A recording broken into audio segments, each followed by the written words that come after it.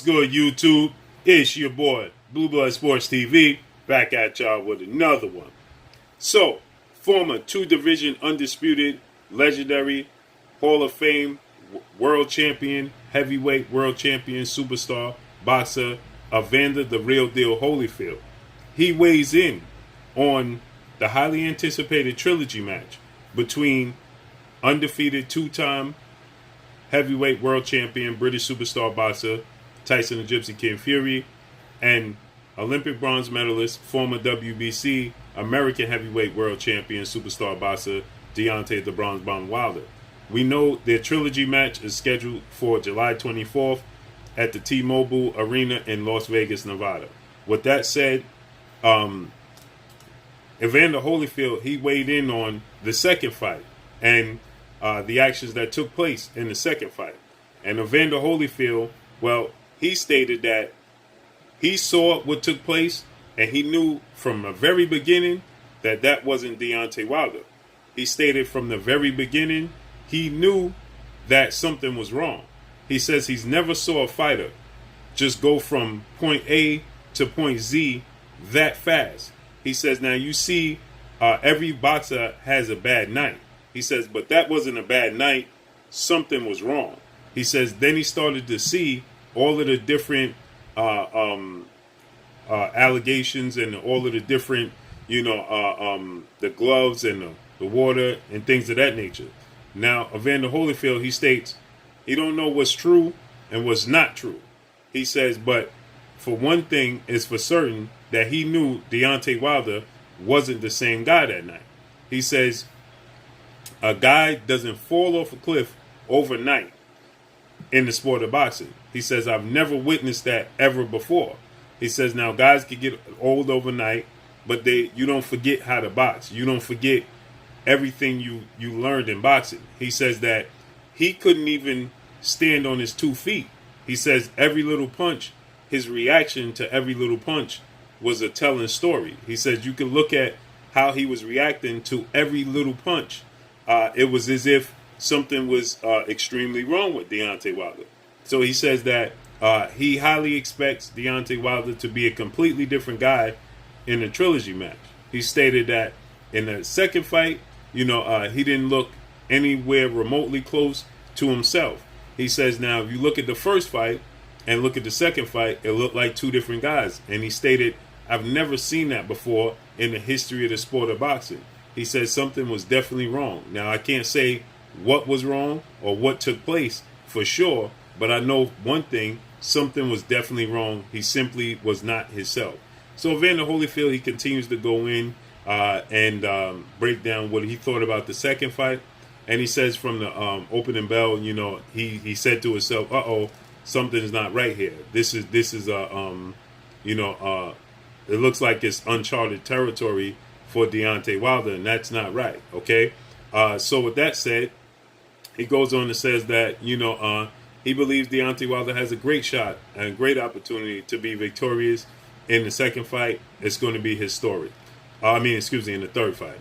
With that said, we know Deontay Wilder, he's now with new trainer because Deontay Wilder, he felt as if legendary former boxer Mark Breland, who was his longtime trainer, he felt like Mark Breland may have allegedly played a role in what took place with the water. So he parted ways with Mark Breland, and he's now with former heavyweight title American star boxer contender Malik King Scott, who he fought. Okay. With that said, Malik Scott is a student of the sport of boxing. Malik Scott is a heavyweight. Mark Breland was a welterweight. Okay, he wasn't a heavyweight, welterweight, middleweight. Malik Scott is a heavyweight. Now, obviously, the pedigree of Mark Breland is much deeper than that of Malik Scott. Malik Scott is pays very close attention to detail. He's come through some of the best trainers in the history of the sport of boxing. And Malik Scott, he understands the sport of boxing very, very well. And it's about chemistry. I believe Malik Scott is going to relate to Deontay Wilder more so than Mark Breland was able to relate to Deontay Wilder, okay? I think that their personalities are different. And I believe that the loss to Tyson Fury is also going to be a motivational factor for Deontay Wilder when it's dealing with Malik Scott, because he wants to rectify that second fight. Okay, so Malik Scott is a big guy.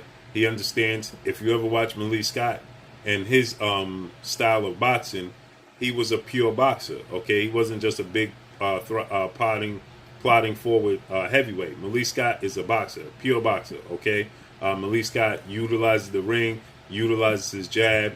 Has a high ring IQ, and these are things that you would think that Deontay Wilder would need to incorporate in his style when it comes to being able to compete with Tyson Fury, who's a very, very big guy. Okay, Tyson Fury is 6'9", 273 pounds going into their second fight. Deontay Wilder is 6'7", 230 pounds. So Tyson Fury had 41 pound weight advantage over Deontay Wilder, and he has a 2-inch height advantage over Deontay Wilder. Okay, so he's a very extremely big guy, and Tyson Fury is mobile. Okay, he's not just a big, 6'9" big guy that just plods forward. Okay, Tyson Fury, he's nimble on his feet. He can utilize the ring if he so chooses. So with that said, Deontay Wilder, you can see in his training, he incorporated head movement. Okay, he incorporated mobility. He's incorporating defense, and more importantly, he's paying a lot of attention and detail to the left hand. Okay, to hide the right hand. You see guys like 2-division world champion, who's a close friend of Tyson Fury, is a legend in the UK, British superstar boxer Ricky Hatton. He says that Deontay Wilder is now, from what he see, it looks like he's hiding the right hand. Okay. You see Tyson Fury's father, Big John Fury, he's stating that he believes that, that Deontay Wilder could be a whole revamped, different guy in a trilogy match. Okay, you look at, the Tyson Fury stated, he says that he believes that Deontay Wilder, he'll be a different guy. He says, but once he lands a right hand on me, and he'll see red, and he'll come forward, and he'll resort right back into his old ways. So everybody's expecting Deontay Wilder to be a completely different guy in a trilogy match. More importantly, Malik Scott, his trainer, is expecting Deontay Wilder to be a different guy. Okay, we know you don't win an Olympic bronze medal if you're not able to box. Okay, so we know he has the ability to box. It's just, does he incorporate the boxing aspect? Okay, we saw Deontay Wilder. He stopped Chris Arreola with a jab. Okay, we saw him knock out. This is the underrated part of Deontay Wilder, is that he gets knockouts, but he sets them up in different fashions. Okay, he's not just plodding forward a big guy and just knocking people out, a la George Foreman, who's an Olympic gold medalist himself and an undisputed heavyweight world champion 2 times over. So George Foreman's style was more of a big, thudding, pressure fighter. Deontay Wilder, well, he knocked out Arthur Spilka on the back foot. He knocked out Dominic Brazil going forward, and he knocked out Luis Ortiz in the trenches with a right hand the first time, and then he knocked him out the second time going on the back foot with a counter punch. So we know he has the ability. Like I said, he stopped Chris Arreola with a jab when he had a fractured and broken right hand and injuries to his right arm. So he was negated to only using his left hand, and he got a stoppage victory. So we know he has the ability if he so chooses. He's probably the most athletic heavyweight in the heavyweight division currently today. So we know it's there. It's just that, like Deontay Wilder stated, he got comfortable with just landing the right hand, the big right hand, and knocking his opponents out. And he just, fell in love with it, got comfortable with it, and that's what he just started looking for, opposed to boxing. Okay, so with that said, he's expecting to be a different fighter himself going into the trilogy, and Malik Scott is as well. Okay, so Evander Holyfield, he says that he expects Deontay Wilder to be a completely different guy in the trilogy, because there was definitely something not right about the second fight, and he can't make out for sure what it was that took place. He says, but we're gonna find out in the trilogy match a lot about what took place in the second fight. So he says the trilogy match is going to be a telltale story about what took place in the second fight. Okay, So, he's saying that, he saw the glove. He says that didn't look right. He says that he heard about all of the other allegations, but he can't make it out of Evander Holyfield. Evander Holyfield's a guy that went into a first fight with Riddick Big Daddy Bowe, and he had to make adjustments. Most people, after that first fight with Riddick Bowe, felt Evander Holyfield stood no chance to beat Riddick Bowe in a rematch because simply Riddick Bowe's size, his length, his ability to box, his jab was going to be too much, his power for Evander Holyfield. And, well, Evander Holyfield, he rectified it. He won the second fight. And then you look at Evander Holyfield's fights with Mike Tyson. Most people thought he was going to get knocked out in the fight with Mike Tyson. Well, guess what?